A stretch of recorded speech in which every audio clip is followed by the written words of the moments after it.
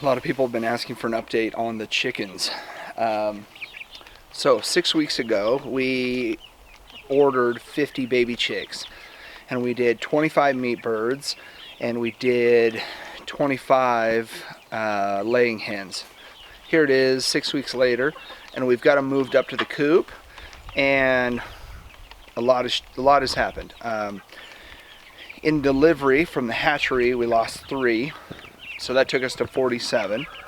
When we brought them up here, the last year's chickens didn't take to the new baby chicks, and they killed 1. Then we built this little makeshift confinement area and got them in there. But then there was some development of the pecking order, and we lost another 2. It looks like they've just I think part of the problem, and this is speculation, is we've got the big chickens, and those meat chickens have grown so fast, and they are so big. Now, those are the Red Rangers, and they're huge.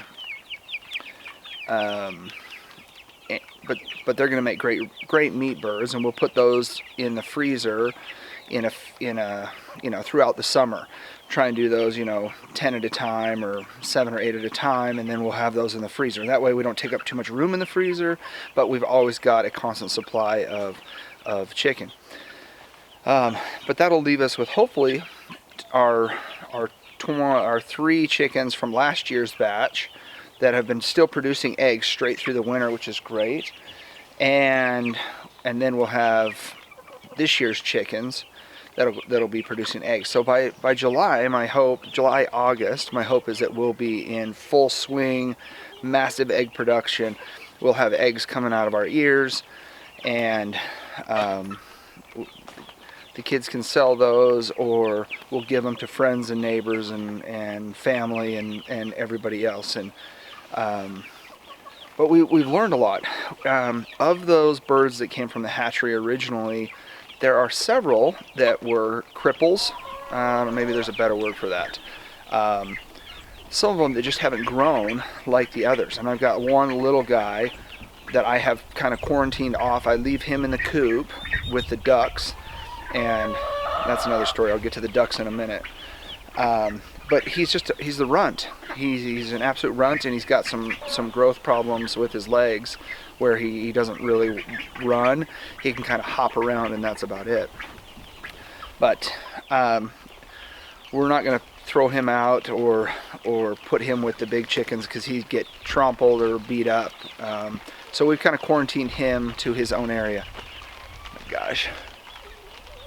It's raining / hailing. So, ducks.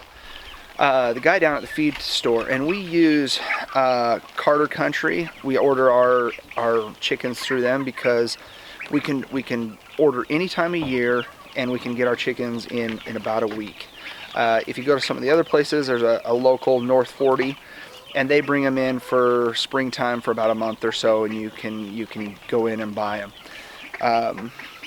But Carter Country has always been really good to us. They have better pricing. We can pick out the chickens that we want, and they take really good care of us. For example, we lost a few chickens in shipping, and they had a few extra ducks. For some odd reason, there was these khaki ducks that came in an order, and I don't know if it was just at the hatchery or somehow they ended up with extra ducks, and they called us and said, "Hey, sorry we shorted you on those few chickens. Would you be interested in these ducks?"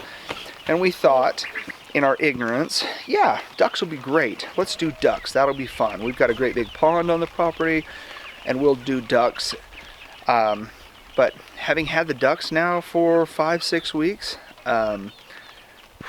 ducks are so messy, and they stink, man. Ducks are they're flinging water all over the place, and chewing up food, filling up their feed bowl with food.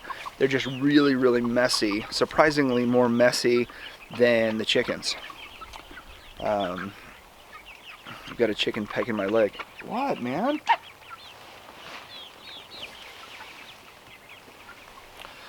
So this is last year's chicken, and this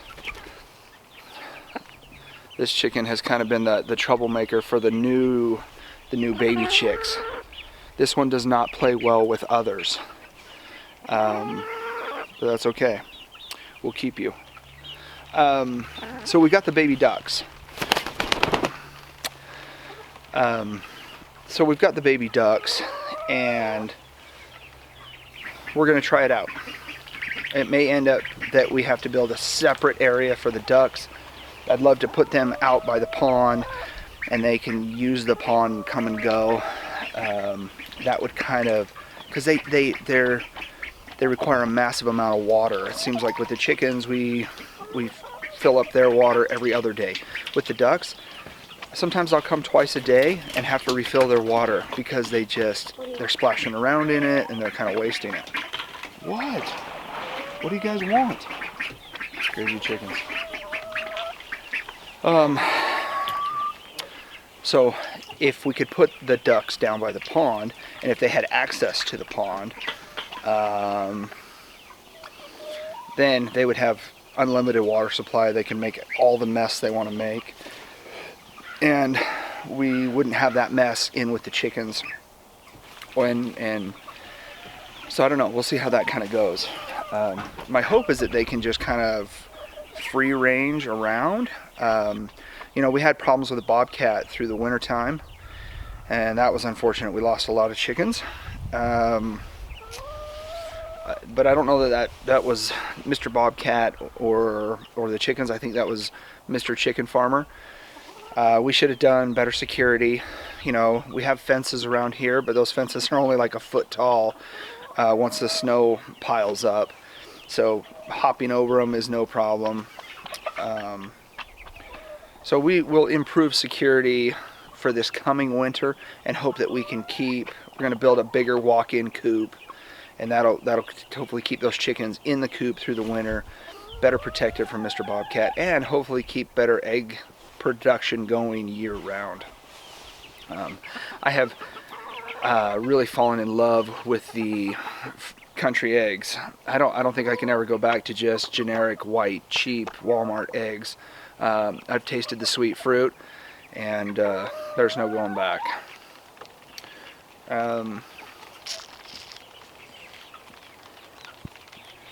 So I don't know how this whole thing is going to evolve, but we've got now, let's see, 47, 3, took us to 44, plus 3 from last year, takes us back to 47 plus 5 ducks. So we got 47 chickens and 5 ducks. But I only have 3 chickens right now that are laying eggs, and they're giving me about 2 to 3 eggs a day.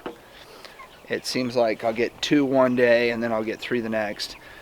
Sometimes depending on when I come to check on the chickens, because we have our chickens up at our property. We have 10 acres that we're going to build our house, and so we keep the chickens up there. So when I come to check on the chickens, sometimes I'll come twice a day, sometimes I'll come every other day. It just kind of depends, but it seems about 2 to 3 eggs a day is what we're getting right now.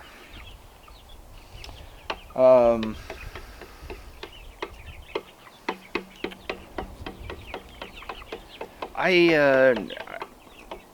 have had pets and dogs and other animals in the past. Hey, will you keep it down over there?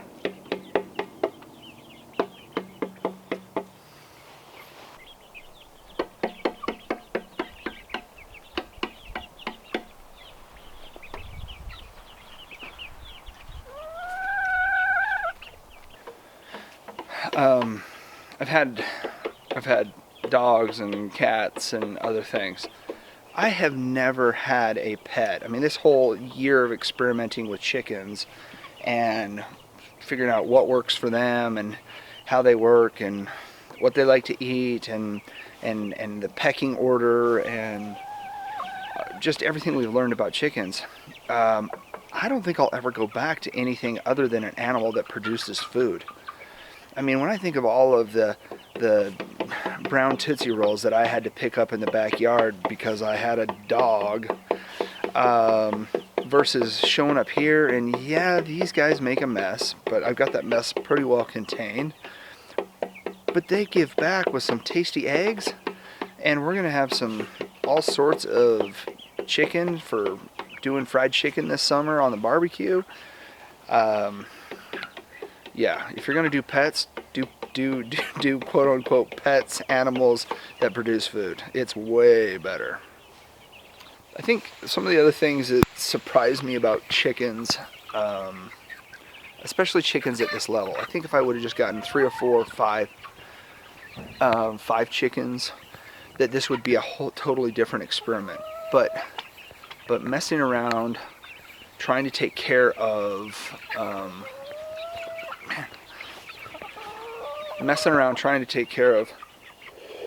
trying to take care of 50 chickens, and then throwing in a different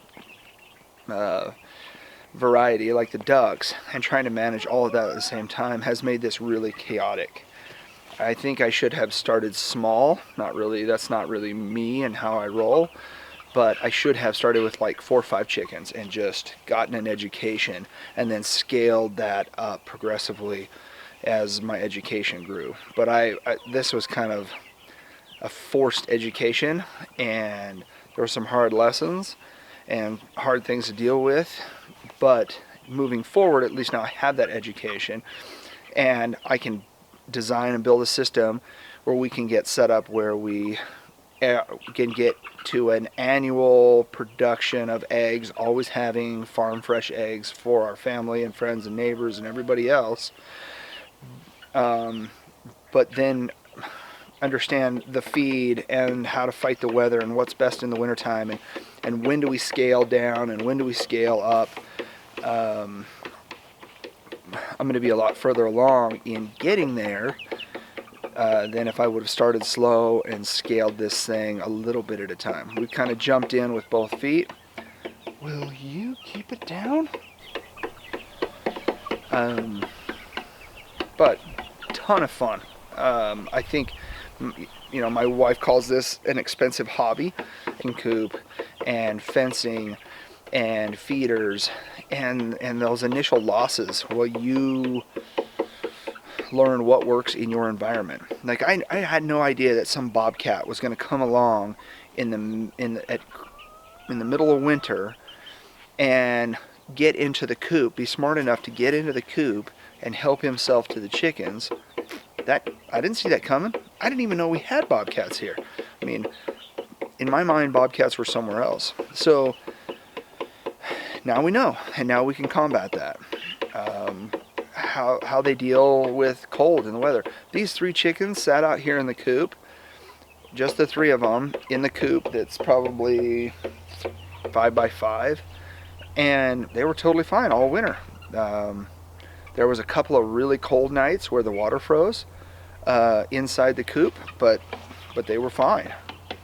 So now I know kind of the tolerances of what those chickens can deal with, and still be happy. Now, what's interesting is when we brought up the little chicks and put them in the coop, and we kicked the big chickens out, the temperature in that coop, it was hot. It was steamy. Like you'd open the door in February, going into, let's see, I guess February. We got the chickens February 28th, so I guess it'd be end of March, 1st of April.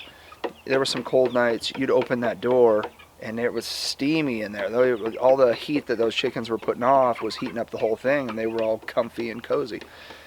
So learning that, okay, maybe through the wintertime, instead of 3 chickens, let's cut down to 20 or something and put everybody else in the freezer. That's a good number that's going to keep them warm. We don't have to feed them. We don't have to haul as much water. We slow down through the cold season and then ramp up in the spring, through the summer, into the fall. So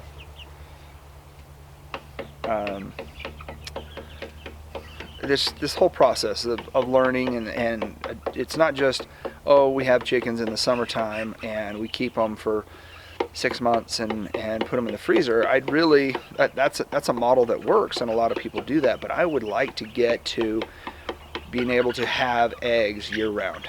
And that's the goal that's the system I want to build, so that we can, okay, if we trim down in the wintertime, but then we add additional 10 or 20 chickens in the springtime with chicks, and then we're good through the summer, and we'll get it figured out where we need to add and subtract, where we can send a few to freezer camp, and then we can add a few more to the family, and get on this kind of a food storage rotation of put some on the shelf, take some off the shelf, and figure out that cycle.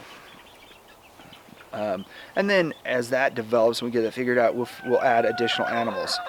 I'd like to add pigs. Couple of reasons. I've got a lot of trees and a lot of forest, and I would love to have them kind of go through and root through and clean things up. But I would also like the ability to put up a Christmas ham or to do bacon. And so here we go again, another animal that is great because you can feed your family with it. You feed it and it feeds you. And then we'll grow from there, but incrementally, kind of baby steps, working towards larger animals. So I can't say enough about chickens and how great they are and how much fun they've been. The kids love them. It's been a great experience. And if you haven't done chickens, I would encourage you to go get a couple, put them in your backyard, whatever, but try it. I think you're going to really enjoy having chickens. It's been a great experience for us so far.